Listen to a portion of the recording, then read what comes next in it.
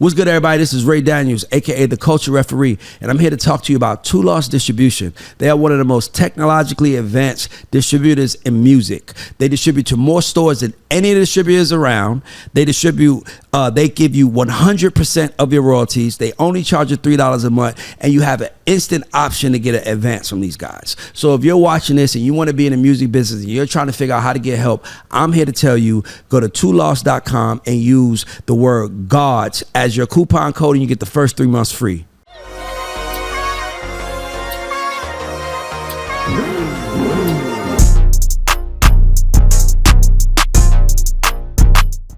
Peace and love. It's Rick the Negotiator. And this is Ray Daniels, aka the Culture Referee. And welcome to Artist Spotlight presented by Two Lost.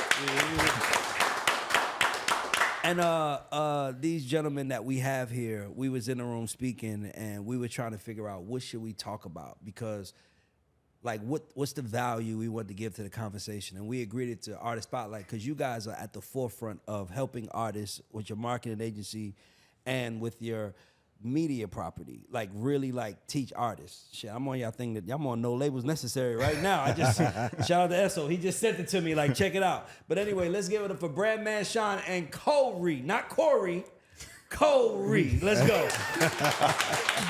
Appreciate that. Corey from Griffin, Georgia. Let's go. Appreciate that. I appreciate y'all. Yeah, man. sure, So man.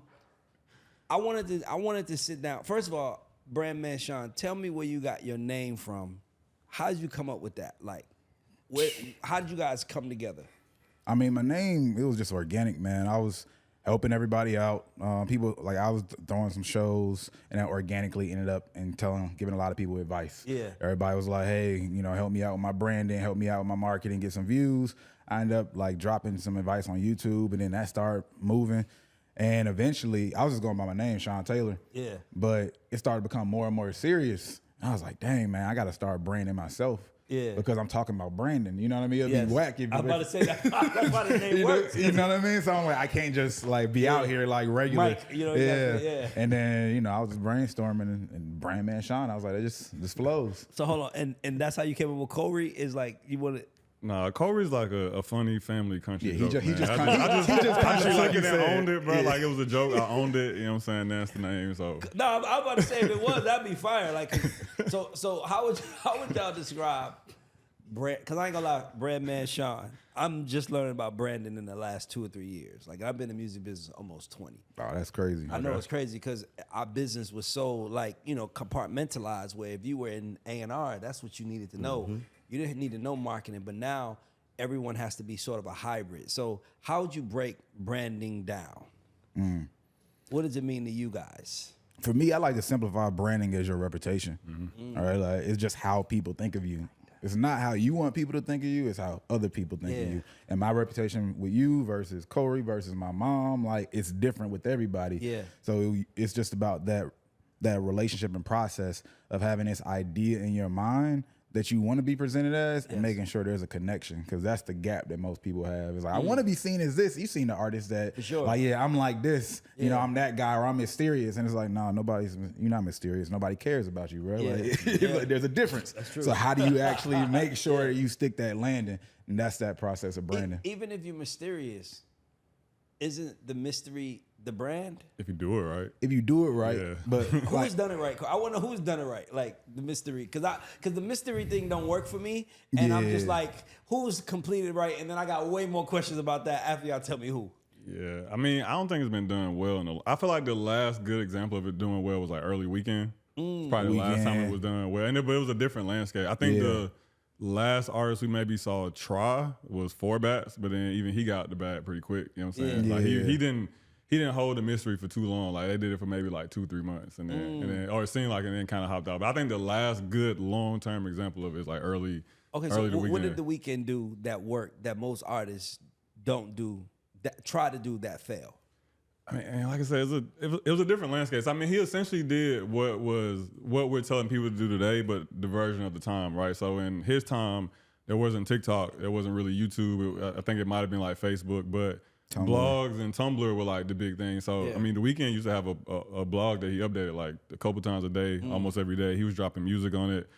He was working Tumblr pretty consistently, and like, so I think that So it might even be unfair to say he was being mysterious. For real, for real. I guess he was kind of being deep in the way. But That's what if I'm you about to weren't ask you. there, Like, if you weren't there, you wouldn't have seen it. So to the people that didn't get that deep into his brand or his marketing at the time, may feel like, oh, like he wasn't doing anything, he wasn't saying anything. But like day one fans of him knew, like, nah, he was talking to us, he was talking to us in a different way. Yeah. Some of it was a mistake too, because he blew up, like his music blew up, and people wanted to know who this guy was. And he didn't do interviews. People thought he was building out this mysterious brand, but apparently he was like nervous. Yeah. And he just wasn't comfortable getting out there. But again, it's that relationship.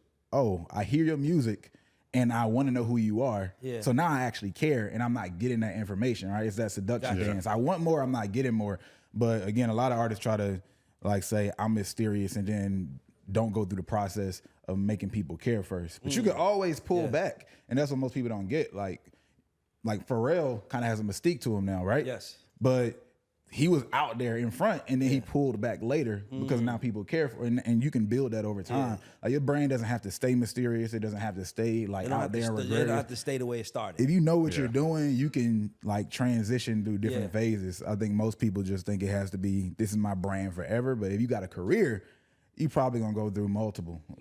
Think about Beyonce today. Yeah. You know, that first growing up, like Beyonce was never on any kind of black issues or anything like that. You know what I mean? Nope. Like same for like athlete like LeBron. He wasn't super outspoken and things like that. So you can transition. It just depends. You just got to make sure you get people to care about you. So then when you make your moves, now like you can reposition yourself. Yeah, I think it's the big thing too. Like you got to be interesting in so many other areas to be mysterious, and that's usually the issue to me is like a lot of these artists aren't interesting enough to try to hide things from the public, right? It's like no, at this stage, you need whatever little piece of information might get people hooked. That could be how you look, that could be your backstory, that could be your situation. It's like, but the artists that we do see even attempt to do it moderately well. Let's say like a Playboy Cardi. Like Playboy Cardi's entire he's a really good one. Yeah, but his entire life is interesting at this point. Like he does interesting things in other ways, so where you're kind of like, okay, I can afford. Oh, I'm cool with you pulling back because I know that when you do pop out, it's gonna be interesting. You'll see a lot of artists who want to be mysterious, but then when they pop out, it's just like the same shit other artists are doing. So then you kind of feel as a fan like, damn, bro, I waited all this time and went through all this for nothing. Yeah, I was gonna say, what did Playboy Cardi? Because he didn't come off mysterious. Am I right? Not necessarily. Nope. He came off kind of like loud with it, right? Yeah, he's another one like for real. Like in the beginning, Playboy Cardi was huge on Snapchat. Like Playboy Cardi's been on Snapchat 6-7 times a day, every day. When he was in kind of that SoundCloud era, when he was even on SoundCloud, I don't think a lot of artists idolize the SoundCloud period because they feel like, hey, that may have been the last time where artists could just blow up off of music and there wasn't content needed. But what they fail to see is that at that time, SoundCloud and dropping music was that version of posting content. Yeah. Right. Yeah. So it's like, hey, we're telling you today to post 5 TikToks in a week, where their strategy back then might have been posting 5 songs in a day. Yeah. And kind of working the algorithm. But that's why I think the whole mysterious thing is kind of, the artists that argue for it usually arguing good, out of bad faith because they didn't see all the other elements that the artists had to go through. Like Sean said, either they worked for so long to get to this point, or they already had so many other things that were interesting about them that you were kind of willing Things to like, chill out. what are things that an artist like? And I'm asking out of pure curiosity, right? What are the things that artists can do to be interesting, or even Playboy Cardi, if you want to use him as an example? What are some things interesting things that he does to make people drawn? Because I believe that the problem with most artists is they see themselves as the poster on the wall rather than seeing themselves as a 3D individual standing on the table, right? Like now you can look at the clothes. It's just, you can add so much more texture.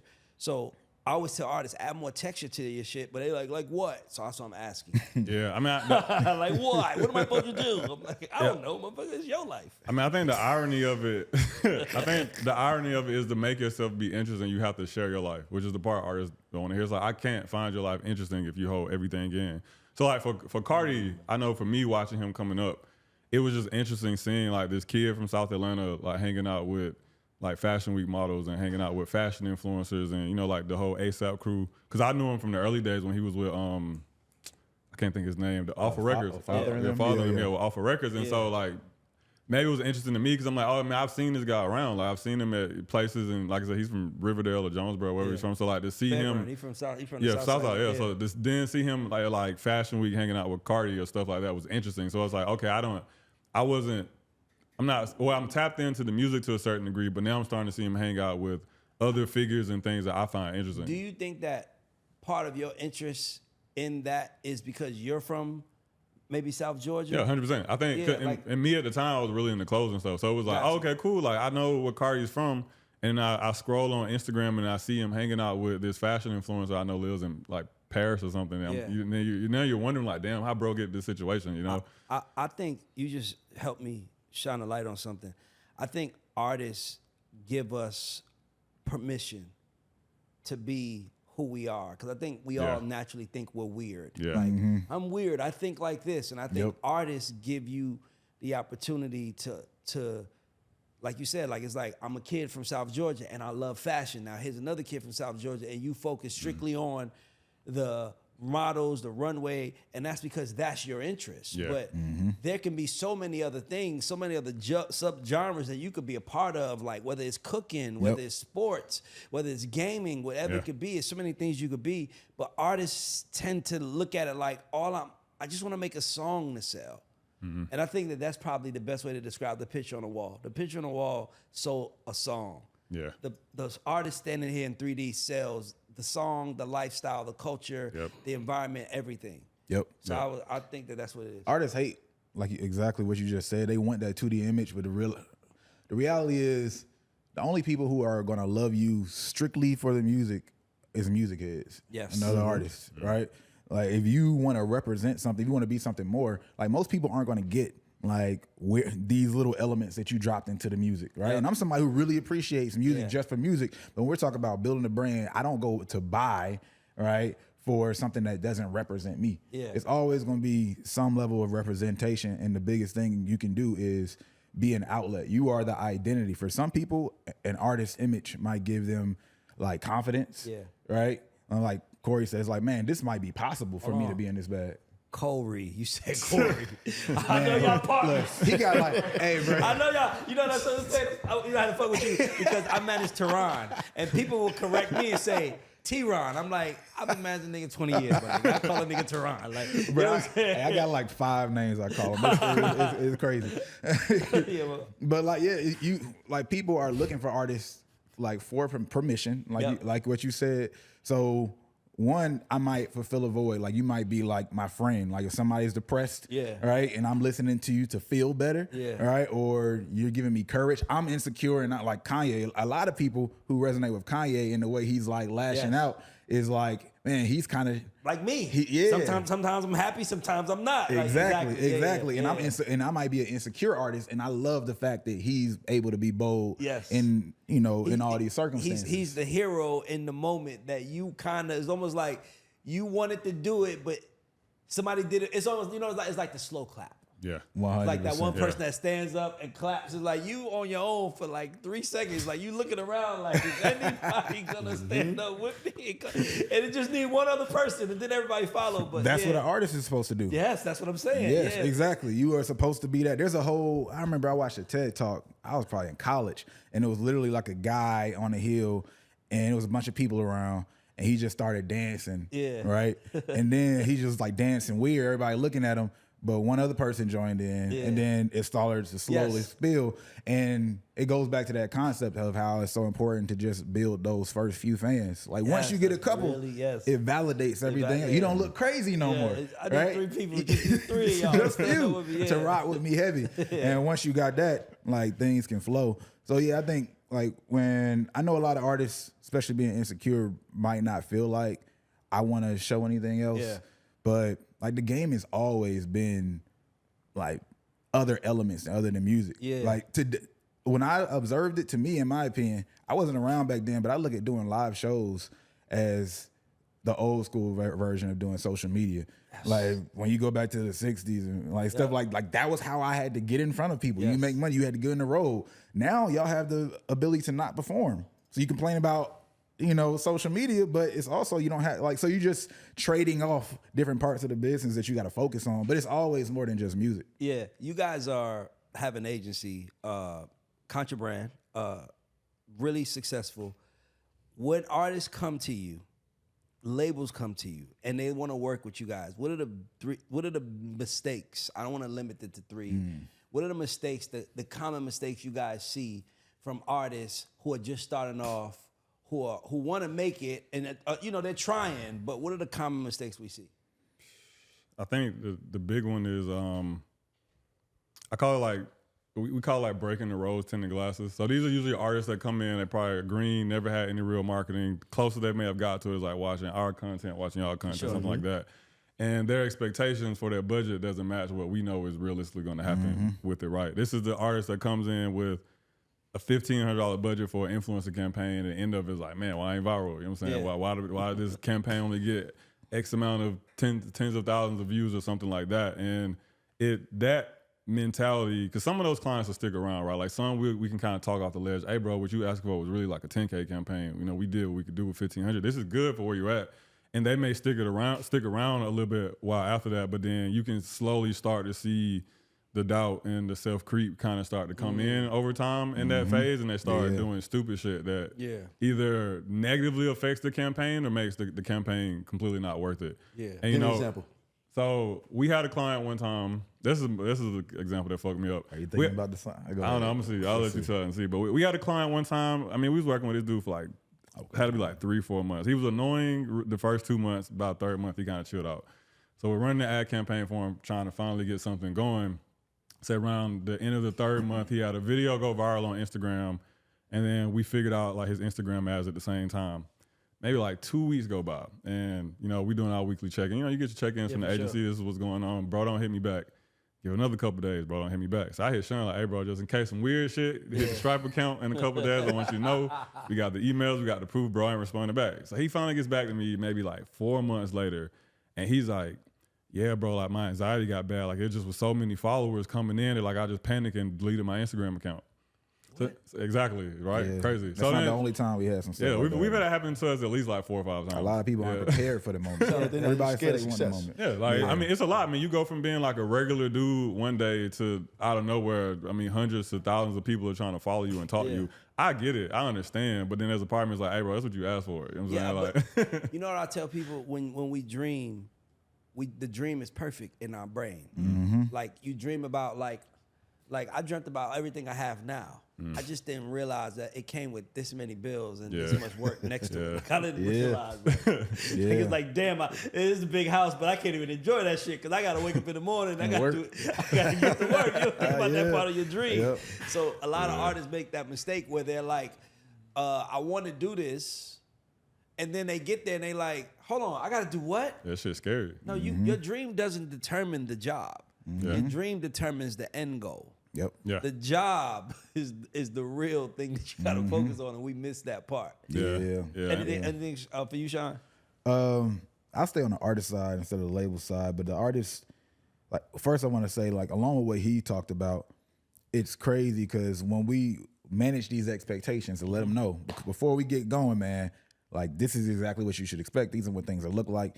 Some people will panic and then they'll have maybe some good results if they continue with this and pull out because they're not ready for the continued investment, or they'll just go the other way. And we've had situations where we tell them this is exactly how it goes. This is what you should expect for your money.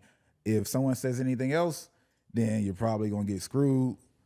And I remember, I think there was a girl. Yeah, there was a girl. She probably spent like $5K with us or whatever. And it was a great campaign because we have context. We know what a good campaign looks like, which is the thing that artists struggle with. They could be doing good and not know it, and they could be doing bad and not know it. So she finishes off that campaign. She ends up going off and spends like 20 bands with somebody else. That was like, it was a straight scam. Like 100% scam. And she ends up hitting the Corey back just to like get help with it. And it's like, bro, you should have stayed with us. We had told you from the beginning. You spent like quadruple the money, got completely scammed, like 100%, not even close, and now you're coming back. But it's that, like, I understand it because you don't have a lot of money, right? And you're trying to get the most, the bang for the buck. I get the mentality. And then also you might have saved, and you also are impatient, most likely. But that leads to so many like missteps. And it's like if you just slow down, invest with the right people, and then move at the right pace, people don't realize you actually saved that money that you lost. And you save the time from making all these missteps. Like we do the same thing. Like we talk to people who have been certain places, or whenever we're thinking about going to a certain place in business and things like that. First thing you know, we're talking to people. Oh, we got to pay to talk to somebody. Cool. Like I'm trying to shorten the pitfalls. Exactly. You know, so like that's a huge thing that I see with like most artists. But other than that, man, it's I think the lack of preparation for what it really looks like and understanding that when things turn up, it's time for you to turn up and work harder because this window doesn't come forever is like the biggest gap that most don't really understand. Question for all three of y'all. We all been in this game. Yep. Because you just triggered something. Do we even know how to prepare somebody for this? I was going to that question. I was about to say, how do we even prepare somebody What is for the preparation as an artist, especially somebody, as you said, brand new? You know what I'm saying? They got $2 in their pocket. You know what I'm saying? They know we want to invest, we want to get ads. How do you prepare for that as an artist? I mean, what you about to If you've never done it before. I mean, first I just try to think of I've tried to think of different analogies and ways to explain it to them first, right? Like in reality, people think like when things start moving, that means I've made it. But the way I look at it is like when things start moving, it's like you just got a ticket to join the race. You get what I'm saying? And you gotta realize now, today, things are starting. And then I try to give examples like if you look at people with their different rises, I can even go to like comedy. Like if you remember there was a period of time where Kevin Hart was just going stupid crazy, right? But he had been in the game for a long time, so he probably understood, right? When the moment's here, I have to go crazy and maximize it. And you go as many levels up as you can in that window. Because today I could put in $1 and get 20 back. But most days you put in $1, you might get $1 back, you might get 50 cents back. But once you see that come back, like in more numbers than you're used to, you just go heads down until the world say slow down. That's the way I look at it. Yeah.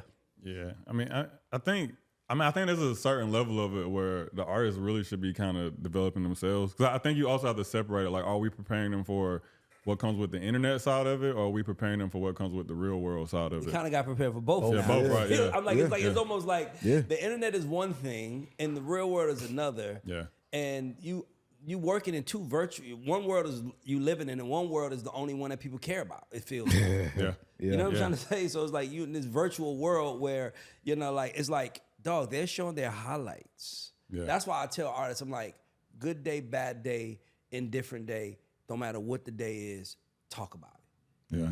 Like, talk about what you learned, how you opened it, what you did in the middle of it, how you ending it, and how you preparing for tomorrow. There's so many ways to, like, build with the audience that I think we dropped the ball on. That's how I was just going. Yeah. I mean, I do think, too, it's easier today for artists to kind of, like, self-develop and, like, kind of get ahead of these certain things. I mean, if you talk about the internet side of it, it's very rare that like an artist truly goes from like 0 to 100 in a day. You know, most of the scenarios where we see artists and we feel like they have blown up overnight, it's usually been at least a couple of months, a couple of years being put into it before that moment finally comes. So if you talk about there's a 9-month window where that artist was only getting 5 followers a day, and then on, you know what I'm saying, day 9 month and 1, he starts getting 100,000 followers a day. It's like, well, you had that time where you were getting 5 followers a day to practice. You could have been, engaging with fans. You could have kind of, gone live, got some of the insecurities out, see what it feels like to deal with a troll. You know what I'm saying? Like, so by the time you hit this point where now it's thousands of people interacting with you this way or interacting with you in this way, you're kind of a little bit more prepared for it. Because I look at like the muscle only gets stronger, right? It's like going to the gym. Like I'm lifting 20 pounds to be able to get to the point where I can bench 200, but it's very rare you just jump straight to 200. You know what I'm saying? But so I think the internet side of it is a little, I won't say easy, but it's a little more open and kind of prepare yourself for it. And it can be influenced easily. Yeah. Anything with numbers can be influenced. For sure. Yeah, because you can attract who you want to come in. Which means you can basically build the type of interactions you have with people. Like our audience, like we don't get weird shit. Like it's very rare that I get weird DMs, you know what I'm saying, or weird interactions. It's mostly people coming to ask for advice. Man, you got a couple fans, man. I mean, as I said very rare, not never, you know what I'm saying? Like, it's very rare that I get them. But like it's because like, all right, well, we've only been talking about educational things. If we jumped out the window and started talking about other shit, I'm pretty sure the interactions we have with people would change. People would start viewing things differently. So it's like online is a little easier to navigate because you can cultivate the type of people that interact with you. The real world stuff that comes with it, I mean, outside like maybe shows and stuff, I honestly don't think you can prepare. Like you can't tell someone, like it's hard to walk someone through the situation of dealing with, let's say like in Sean's example, a shady marketer until they've been in a situation where they either already have been scammed or have at least dealt with a good marketer. It's almost like it's almost like your rite to passage. You got to get scammed. Hey, it's like sometimes it's kind of like the relationship. Like you're like, I don't want to be there first. We appreciate sometimes when they ran through that. Yes. It's like, hey, all right, now you know. Yeah. Sometimes you got to go through the bad work. Yep. And I was gonna say the worst thing that can happen to any artist, and I know this is gonna be a contradiction to them, but if you're an artist, just listen. The worst thing that can happen is you put out one song and it blows up. Yes. Yeah. That is the 100%. worst thing. Bro, that I've can said happen. this again and again. Because you got now you don't know nothing but wins. That's it. And you forever chasing a hit that you'll never catch again. That feeling, and you don't know that you just caught lightning in a bottle on the right day, which everybody does if you stand in long enough. But if that first time, dog, it's the worst thing is to happen that number one record your first time out. Oh my God, that's I mean, like nothing out, one record, because now you're a phenom. Yep. Now it's like, oh my God, what's a phenom gonna do? And it's like, no, I just got lucky today. It was just. And the expectations But now you be are thinking here. you're a phenom. Yeah. Expectations are here now. So now you come with another record and it's not a 10, now you're in trouble. I used to like to use Russ for an example because, like, we know Russ is super dope, has this independent mindset, and has been a great example for artists. All right, but if you like listen to him tell the story, there was a period of time where he's reaching out to all these blogs and stuff. People were ducking him. Nobody wanted to do it. Like he dropped like 11 albums on YouTube before he even got on SoundCloud. But he was trying to blow up the whole time. It's not like he wasn't trying to blow up. Exactly. Right? It's like he finally blew up and he had a catalog and all these things that were to his benefit. Yes. Right? It made it better now. It actually now made it way better. It made the tide rise. Right? Yes. So I love the fact that he shares like his journey and everything, but I think a lot of artists like miss the lessons that like he's really putting out there. It's like, no, because imagine if he blew up his first joint. Yeah. He would have probably been on a label. He would have got everything that he wanted, but he wouldn't have had the power and leverage he has today that allows him to move and be the guy that's inspiring everybody. But the most important thing you have to have is the understanding of what it is that you're doing.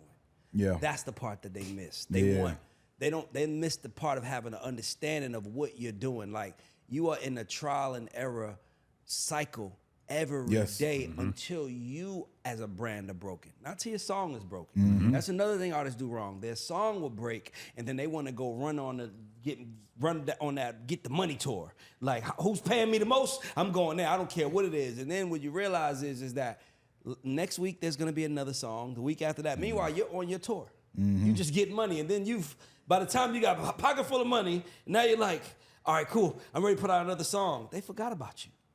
Yeah. They forgot about you. You got to stay in the front. Double down. Of the artist and everything else. And if you're not doing that, you're going.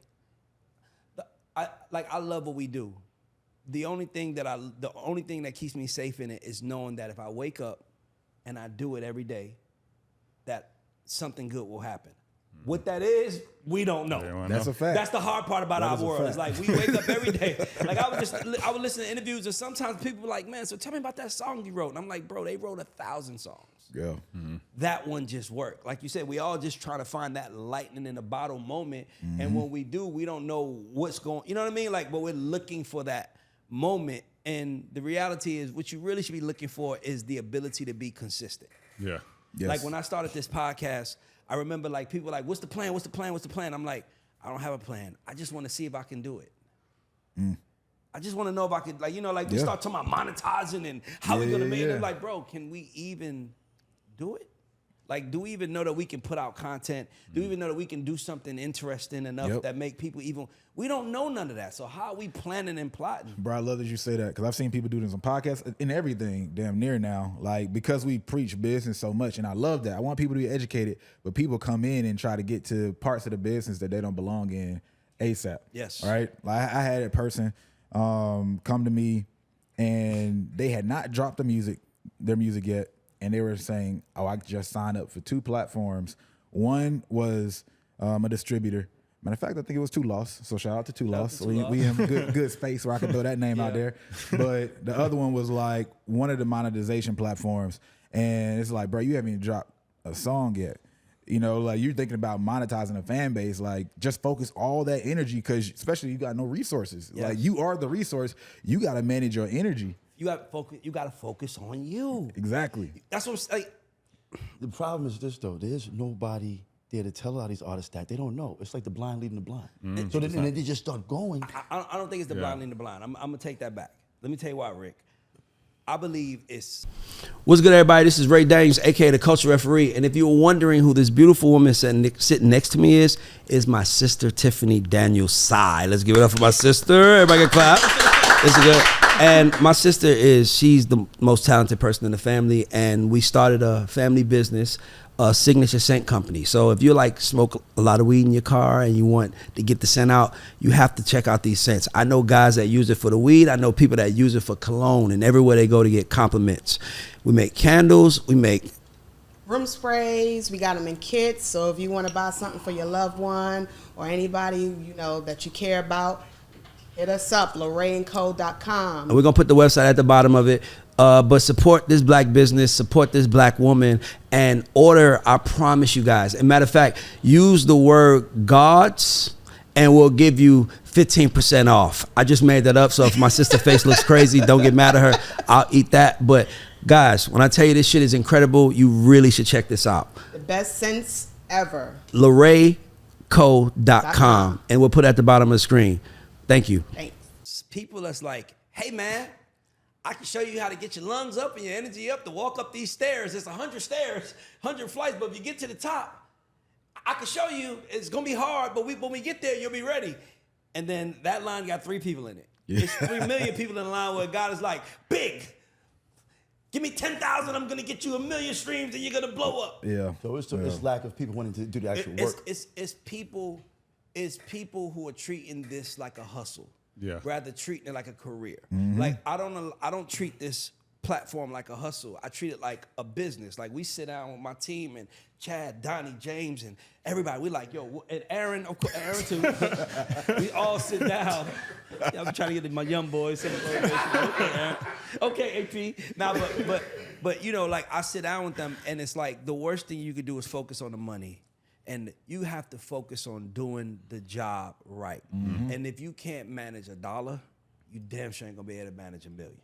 It's a fact. And if you and no matter what, if you could blow, and let me tell you another thing about this game, there are millions of people in it with their hands out saying, I can help. Nigga, money go fast. That's why I'm like, every athlete that gets drafted starts a label. Everybody that hits the lottery starts a label. Everybody that run into the money starts a label. Bro, if that shit was that easy, it would be a lot more hits. easy. It would be everywhere. It's not that. There's an intricate thought process that goes into this shit, and y'all are masters of it.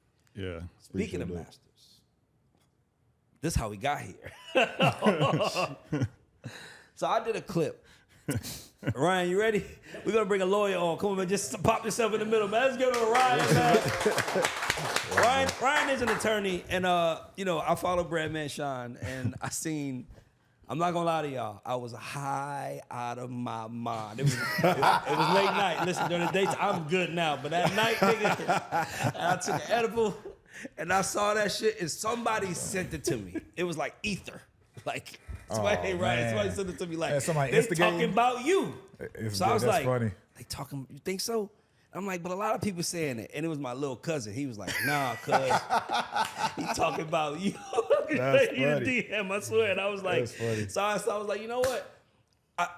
First of all, I do appreciate you coming, Ryan, and I do understand the legality part of it, right? Obviously, I'm not a lawyer, but I speak about the game in a very simple way, right? Sure. Because, I mean, I've been in this business 20 years, and it's still shit, terms and understandings that I'm learning every day because I'm not a lawyer, right? But what we were speaking about at that moment was we were specifically speaking about Glorilla falling out with Hit Kid. Yeah. And my co-host asked me, like, so hold on, so like what happened? Like, why can't she take the master? Like, why can't she? And I'm like, he paid for everything. Then she goes, well, hold on, how does that work? So if he pays for everything, I said, he who pays for the master owns everything. That's what I was saying. So when I'm speaking about rights. I'm speaking about we're on TV right now. We're on cameras right now, but someone is paying for the people. Someone is paying for the camera. Someone is paying for the light, and that person owns the right to the content, if you will, right?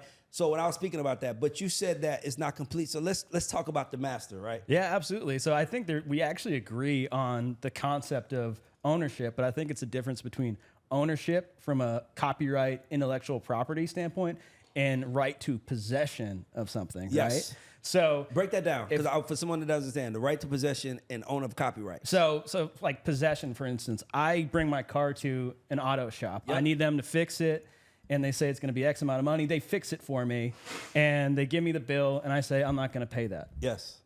It's my car. Yep. But they don't need to give me my car back. They can hold it until I pay. Yes. They've got the possession of the physical thing. Yes. So same thing with studio time, right? We book a session. You know, I go in there, I record a verse. I don't pay for that session, and now I ask for the files.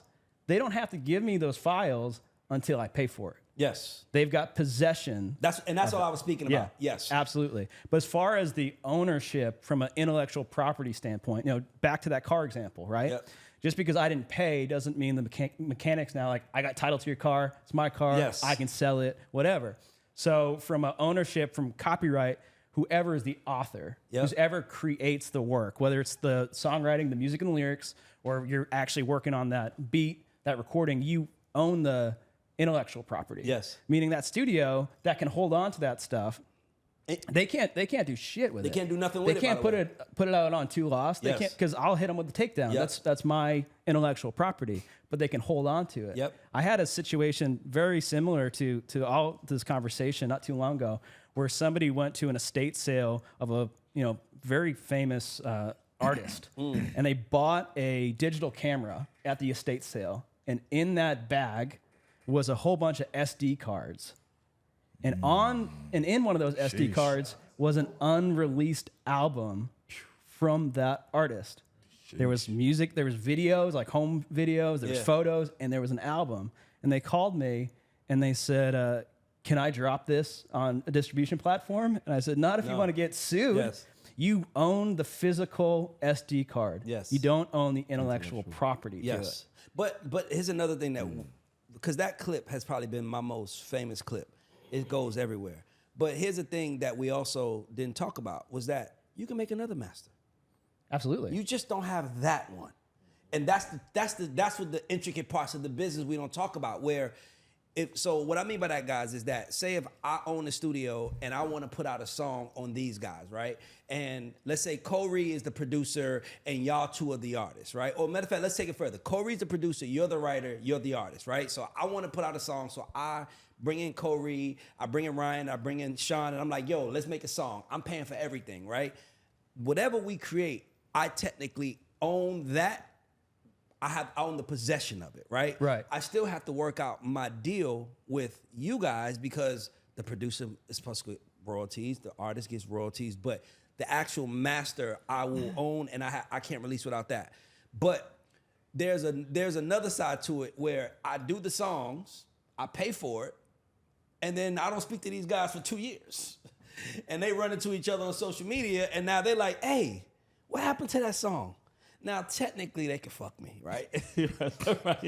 Like, and that's when they call me. They can tell me they can fuck me and be like, well, we could just, take anybody got the files? We could just act like we recorded it again and say, no, we recorded this on another studio. It just sounds exactly the same. Or you can just record it, because technically you own the published rights of what's on there. Like, the master is, I'm not a lawyer, so I would rather you break it down. But you own the actual master is different than owning the rights of the publishing, because that's the lyrics and the music. That's the, how do you say it? Absolutely. So yeah, you've got 2 copyrights. Yes. When you talk about music, you've got the composition, which is known as music. Yeah, that's what I was the composition. I Music, went blank, lyrics, also known as publishing, and you've got the sound recording, also known as the master. Yep. So those are 2 completely different monetizable rights. That's why you've got labels. That's why you have publishing Publishers. companies.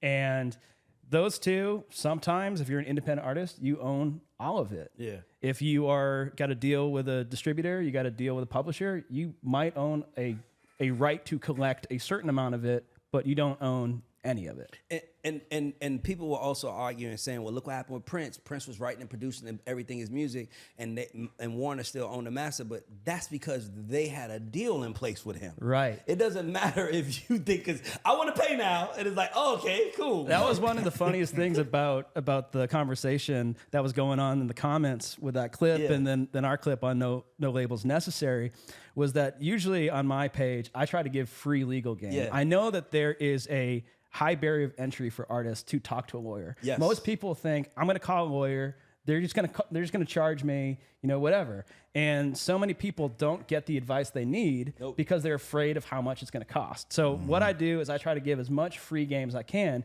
because I see shit happen every single day that costs people millions of dollars. Yeah, exactly. So, in this comment, people are taking a 15, 20-second clip, Yes. and assuming that we are all talking about a finite, complete thought. Yes. That's part of a 1 hour conversation. Yes. So with Prince is a perfect example.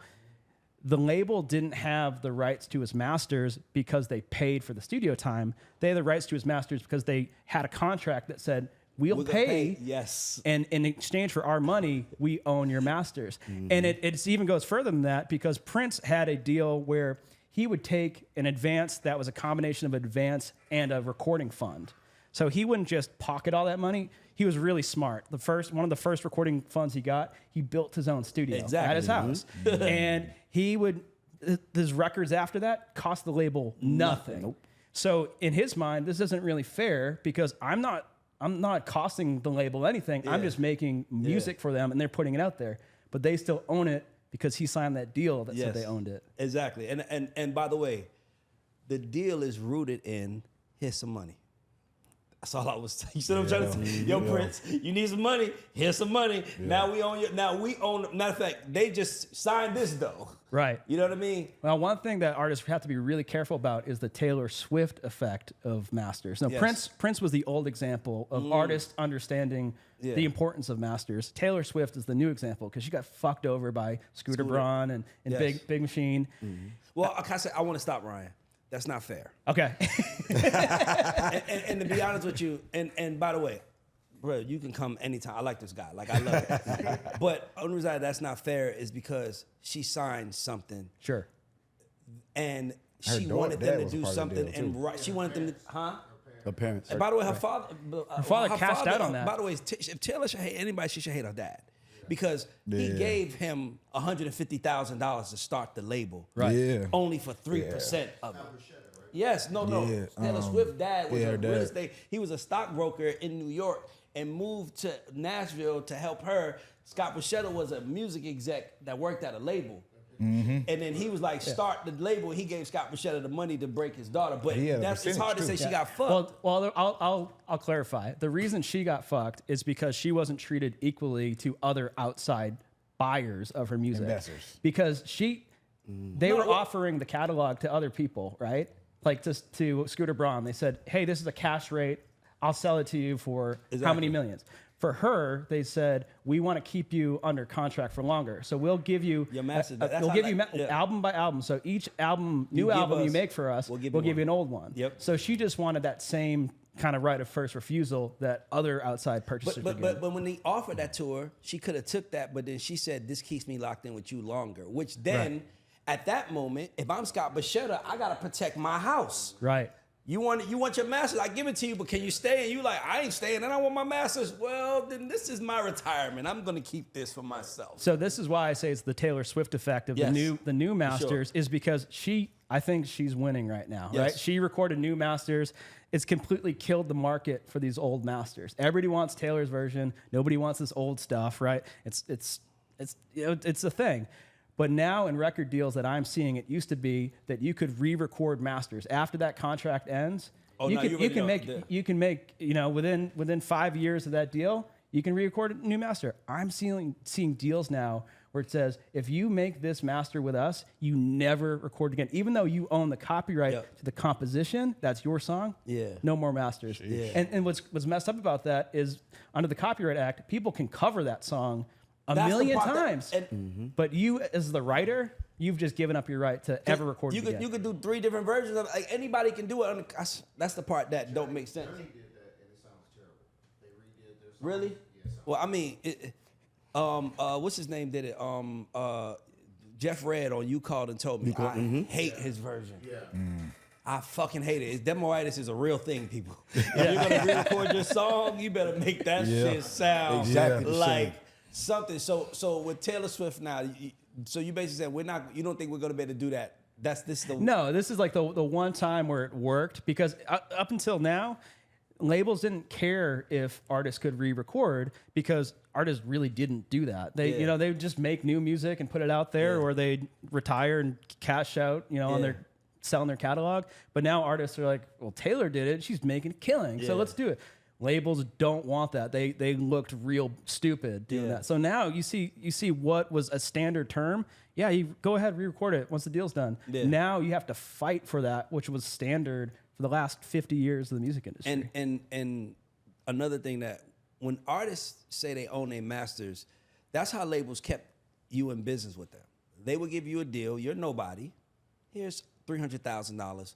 We own the masters for the next 5 albums. If you become successful by album 3, 4, you be like, I want to own my own masters. And they're like, well, we can give you your masters, but re-up the deal.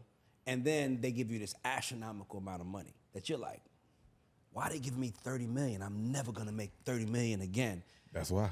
Dumbass. They know that. Duh. They're gonna give you the most money, then they're gonna put their distribution fee on top. They're gonna put their other stuff on top, and you're gonna be buried in so much debt that when it's time to get out. Yeah. So I always say, none of these artists own their masters if they can't call their major label and say, I want to send my masters to TuneCore, give me my RSSC codes. That's when you own your masters. Another thing that I tell artists to be careful of, because every artist right now wants a distribution deal. They don't want a label deal. They want to own their masters. Some of these distribution deals are label deals in disguise. Yes. Like the distribution deals I see, it's a licensing deal. I like him. I like him. Let's go. It's a licensing deal that it might say it's a 10-year licensing deal. You own your masters. The artist feels great. 10 years, I'm going to get this back. But the fine print is this 10-year license is going to continue indefinitely for as long as you're unrecouped. Yes. And if you owe money, that functionally has the same effect as you giving up your masters. And they can spend money on your behalf. They can literally hire Contraband, say, here's $300,000. We want you to blow up this old catalog from Luther Vandross. Now y'all are like doing all these things for Luther. He don't even know that they just told we gave him $600,000 because the person that handed them the money had to charge a fee. Yeah. Like, so they're just doubling, they're just putting more and more debt on top of you, and then you're wondering why. Now, that's how she got fucked. That's how all of us get fucked though, because the nature of the label is, you want money, we'll spend it, but as long as we're spending, you owe us. And that's how they got it. So, man, listen, I'm gonna talk to you guys off camera. I have an idea. This is what we talk about in the office. Oh yeah. I think we could really like fuck shit up. I'm sorry, I'm like, no, shut the fuck up, Aaron. Aaron, every time you say something, Aaron is like, hold up, did he say? Aaron wants to do a show called That's Pausable. Because he wants to just call niggas out for shit they say. Pause. Aaron will have motherfuckers in the car saying nothing to each other. Seriously though, man. I appreciate you guys. I want artists to work with you guys. I want artists to work with you. I actually have something. Are you able to be hired? Yeah, absolutely. I have some business that we should do together. Let's do it. I like you, bro. Any questions? I'm good, Rick. I'm like, I like these niggas. I like them all. Like, these motherfuckers This is like, good. This is dope. I'm like, any questions? I have one question.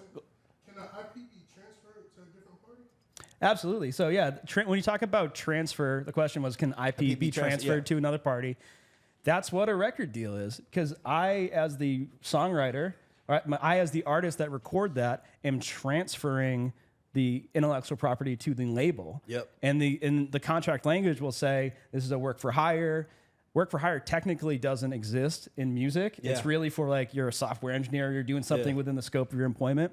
So the fallback on that is in case this isn't a work for hire legally, I transfer all my copyright. And it happens all the time. That's what a catalog sale is. Yep. That's what a buyout is for sync music. You know, you can absolutely transfer it. It has to be in a signed writing. The only thing that you got to be careful about, especially with all that, is if you have a co-owner of that song or that master, right?